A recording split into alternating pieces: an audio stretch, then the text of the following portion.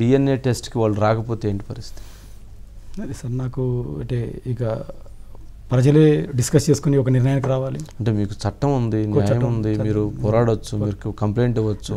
సడన్గా లీగల్గా వెళ్తాను సార్ నేను. మరి అంటే మీరు లీగల్గా డిఎన్ఏకి అడిగినప్పుడు ఆవిడ డివోర్స్ అడగొచ్చు కదా, ఇప్పుడు ఆమె అదే ఉంది. నేను డైవర్స్ ఇస్తాను madam, I'm ready to give the ఇస్తారు. ఇచ్చిన తర్వాత ఇంకా మీకు హక్కు ఉండదు కదా. అంటే యాక్చువల్గా నేను I pray to the court నిజం తెలియాలి for divorce only, for divorce only, but the prayer is DNA test. అంటే డిఎన్ఏ టెస్ట్ చేసి డైవర్స్ ఇచ్చేసేయండి. ఓకే, మీరు డైవర్స్ ఇవ్వాలి అంటే కనుక నేను డైవర్స్ ఇవ్వాలి అంటే నాకు నిజం తెలియాలి అని అడుగుతారు. ఎందుకంటే నాకు ఫ్యూచర్ కాంప్లికేషన్స్ వద్దు, నాకు వద్దు, నా ఆడపిల్లలకు వద్దు, మీ పిల్లలకి తెలియాలి ఆ విషయం. అంతే అంతే. ఎందుకంటే అప్పుడు అందరికి క్లీన్గా ఉంటుంది, ఆ అబ్బాయికి క్లీన్, అన్నిటి నుంచి ఆ బాబుకి చాలా ఇంపార్టెంట్, చాలా చాలా ఇంపార్టెంట్. ఎందుకంటే అబ్బాయి 10 మందిలో తిరిగేటప్పుడు నీ తండ్రి ఎవరా అంటే ఏమని చెప్తుంది అమ్మాయి. అదే డాక్యుమెంటేషన్ ఎందుకు అమ్మాయి బర్త్ సర్టిఫికేట్ కూడా తీసుకోలేదు అనుకుంటా నాకు తెలిసి ఇప్పటి వరకు. I don't know exactly, birth certificate తీసుకోలేదు. శాంతి బర్త్ సర్టిఫికేట్ ఇప్పటివరకు as per my knowledge is concern ఇంతవరకు బర్త్ సర్టిఫికేట్ తీసుకోలేదు అమ్మాయి వైజాగ్ హాస్పిటల్. మరి ఎందుకు తీసుకోలేదు ఏంటో నాకు తెలియదు. ఓకే, సో కనీసం ఈ విధంగానే సరే తండ్రి ఎవరో తెలిస్తే బర్త్ సర్టిఫికేట్ తీసుకోవడం, అబ్బాయి గౌరవంగా బతుకుతాడు, నాకు ఫ్యూచర్ కాంప్లికేషన్స్ ఉండవు, పిల్లలకు తెలుస్తుంది ఏం జరిగిందని, ఫ్యూచర్ అంతా సవ్యంగా జరుగుతుంది అనేది నాకు ఆశ. ఓకే, అంటే జనరల్గా మీ ఇంట్లో జరిగే ఫంక్షన్స్కి విజయసాయిరెడ్డి గారు వచ్చేవాళ్ళ? లేదు సార్, కానీ 1-2 సార్లు ఏమైందంటే విజయసాయిరెడ్డి గారికి మనం అంటే ఇష్టము, ఎప్పుడన్నా ఇటు వస్తా అన్నాడు.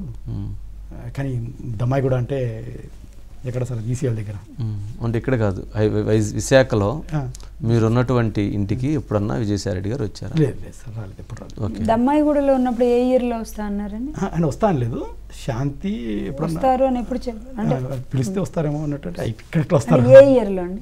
2000 ఇల్లు కొనింది 2018 or 17. ఎప్పుడంటే అంటే మీకంటే ఒక అంశానికి సంబంధించి నా దగ్గర ఉన్న సమాచారం ఏంటంటే పిల్లవాడి బారసాల జరిగింది 21 రోజులకి విశాఖలోని ఇంట్లో, మేఘాలయ హోటల్లో జరిగింది. తర్వాత ఇంటికి వెళ్ళిన తర్వాత విజయసాయిరెడ్డి గారు మీ ఇంటికి వచ్చారు. ఆ సమయంలో డాక్టర్ శ్రీదేవి కూడా మీ ఇంటికి వచ్చింది.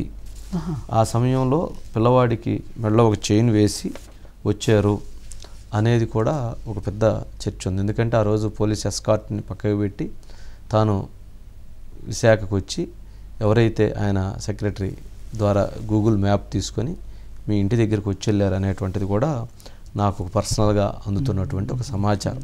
నాకు తెలుసు, మీరు దానికి సంబంధించి కూడా నేను అమెరికాలో ఉన్నాను కాబట్టి. మీరు అమెరికాలో ఉన్నారు, ఆ టైంలో అమెరికాలో ఉన్నాను. అనేది సరే, ఇంటికి వచ్చి పోవటంలో తప్పులేదు, కానీ దీంట్లో జరిగిన దాంట్లో సరే ఓకే. మరి అంటే ఇప్పుడు ఆయన చెప్పారు కదండి దమ్మాయిగూడలో 2017-16లో మనకి ఆయనకి మనం అంటే చాలా ఇష్టం అని చెప్పారంటే, కానీ ఆవిడేం చెప్పారు 2019లోనే నేను విజయసాయిరెడ్డి గారిని మొట్టమొదటిసారిగా చూశానని చెప్పారు. అంటే యాక్చువల్లీ ఇల్లు కొన్నప్పుడు యాక్చువల్లీ తను వైజాగ్లో ఉన్న వీక్లీ నేను వెళ్తుంటే ఆమె కూడా హైదరాబాద్ వచ్చేది. హైదరాబాద్లో నేను హైదరాబాద్లో, నా జాబ్ హైదరాబాద్లో కదా. ఓకే, అప్పుడప్పుడు సారు ఇక్కడ హైదరాబాద్, ఆయన సార్ కూడా హైదరాబాద్ వస్తుంటారు, విజయవాడ వస్తుంటారు. అంటే 2019 జాబ్ వచ్చి విశాఖ వెళ్ళిన తర్వాత పరిచయం, వెళ్ళక ముందే ఏమైనా పరిచయం ఉంది? ఎవరు సార్? విజయసాయిరెడ్డి గారు జాబ్ వచ్చిన తర్వాత, అక్కడ వైజాగ్లో జాబ్ వచ్చిన తర్వాత. Okay, Shanti is also very honest, అతను కూడా అదే జాబ్లో వచ్చిన తర్వాత అదే విషయాలు పరిచయం. సరే, రైట్ అండి మదన్ మోహన్ గారు, మీకు న్యాయం జరగాలని కోరుకుంటున్నాం. మీ బాధకి, మీరు పడుతున్నటువంటి ఆవేదనకి న్యాయం జరగాలి. మీరు ఎటువంటి పరిస్థితుల్లో కూడా మీరు సూసైడ్ అటెంప్ట్స్ కానీ సూసైడ్ కానీ చేసుకోవద్దు.